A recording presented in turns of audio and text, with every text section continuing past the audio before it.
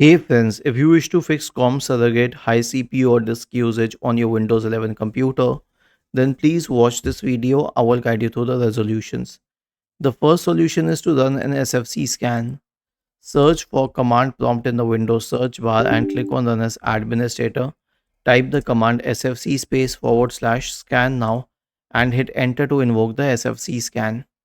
Okay, the second one is the DISM scan, which is very similar to the SFC scan, though it repairs the image of the system, and other than repairing the image of the system, it is picking up the image from the server, which means it uses the internet.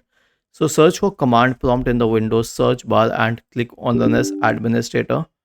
We will use this command dism.exe space forward slash online space forward slash cleanup hyphen image space forward slash restore health. Hit enter. The last solution is to troubleshoot in the clean boot state. How would we do that?